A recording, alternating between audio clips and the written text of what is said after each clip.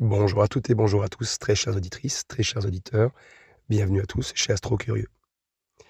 Nous allons poursuivre donc cette petite série d'épisodes sur les confessions d'un trou noir. Et je trouve ça super intéressant, ces épisodes, car ça permet de reprendre en fait un petit peu tous les épisodes de la playlist des trous noirs, en y allant tranquillement et en apprenant des nouvelles choses. Nous allons donc poursuivre son voyage, et j'espère que les épisodes vous plaisent toujours autant. Allez, commençons. Alors que je m'éloignais de la planète bleue, respectant son espace et laissant ses observateurs poursuivre leurs observations, une nouvelle forme d'énergie attira mon attention.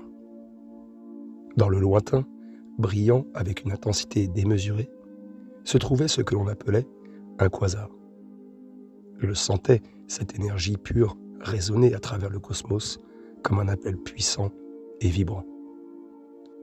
Les quasars, je le savais, étaient d'autres trous noirs comme moi, mais dotés d'une force exceptionnelle. Ce sont des géants qui se nourrissent de manière effrénée, dévorant des quantités colossales de matière et en produisant une lumière si intense qu'elle peut éclairer des galaxies entières. Leur éclat contrastait avec ma propre existence, plus tranquille, et je me sentais attiré par eux, curieux de savoir si d'autres trous noirs, peut-être conscients eux aussi, pouvaient comprendre mes questions existentielles. En approchant du quasar, je sentis son immense pouvoir et sa voracité. Contrairement à moi, il ne semblait pas avoir d'hésitation, ni de remords. Sa seule mission était de se nourrir, de croître et d'illuminer l'univers de sa lumière dévorante. Je ressentis un mélange de respect et de crainte. Était-ce ce que j'étais destiné à devenir? Un être qui se nourrit sans relâche, sans autre quête que celle de sa propre expansion. Alors que je me rapprochais du quasar, quelque chose d'inattendu se produisit.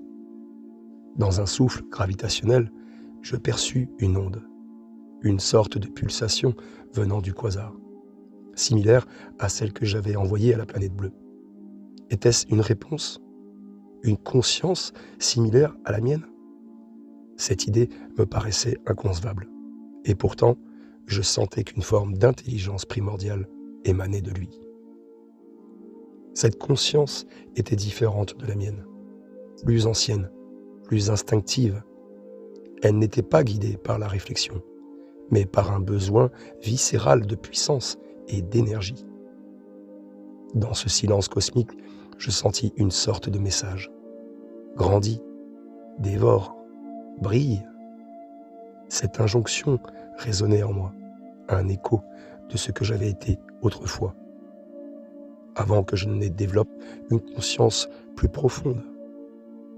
Devais-je écouter cette voix intérieure et embrasser ma nature de dévoreur de monde, ou continuer mon voyage introspectif?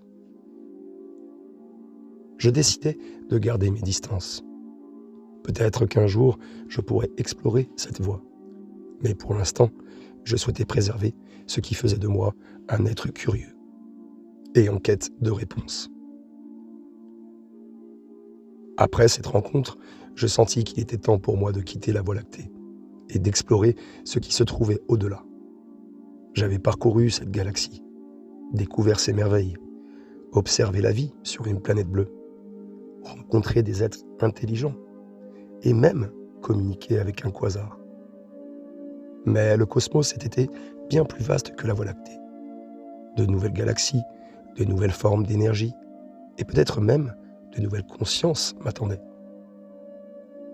Je me dirigeais alors vers le vide intergalactique, ce vaste espace entre les galaxies, où tout semblait silencieux et figé.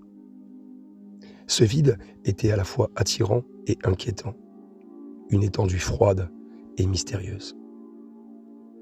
En l'atteignant, je ressentis un silence absolu, comme si j'entrais dans un espace de réflexion où tout était suspendu. C'était dans ce vide que je me retrouvais face à moi-même, face à ma nature profonde. J'étais un être d'ombre et de lumière, un point de gravité intense, mais aussi un être de questionnement et de découverte. Peut-être que dans ce silence intergalactique, je pourrais enfin trouver les réponses à mes questions. Alors que je flottais dans ce vide, un sentiment étrange m'envahit, comme un léger frémissement. Je percevais un autre univers, un lieu au-delà de ce que je connaissais. Des scientifiques humains parlent de multivers, des dimensions parallèles et inaccessibles. Et si, moi, je pouvais y accéder? Si les trous noirs étaient des passages vers d'autres réalités, d'autres dimensions? Ce frémissement devint de plus en plus clair, une sorte d'onde vibrante qui me traversait et me poussait vers l'inconnu. Ce que je ressentais allait au-delà de tout ce que j'avais connu. Peut-être que mon existence de trou noir était destinée à quelque chose de plus grand. Un lien entre différents univers, une passerelle vers d'autres réalités. Alors que je me laissais emporter par cette vibration mystérieuse, je compris que ma quête ne faisait que commencer. Derrière l'obscurité de mon horizon, dans les plis de l'espace-temps, se trouvait un chemin vers l'inconnu. Peut-être allais-je devenir le gardien de ce passage secret, une conscience flottant entre les dimensions, observant les mondes sans fin qui peuplent le multivers. Voilà, j'espère que ce petit épisode vous a plu, cette petite suite. J'avoue que je m'amuse toujours autant à les créer, c'est vraiment très intéressant. Et bien sûr, je vous poste le prochain épisode là dans quelques heures, normalement il est déjà programmé. Vous allez avoir la suite de cet épisode très très rapidement. Si vous avez apprécié, un petit like, un commentaire. Vous êtes pas mal, vous êtes 78% à regarder mes vidéos, mais à ne pas être abonné. Donc si vous voulez me soutenir, n'hésitez pas, abonnez-vous, ça prend une seconde, tac, vous cliquez, et hop, on n'en parle plus. Allez, prenez soin de vous, ciao.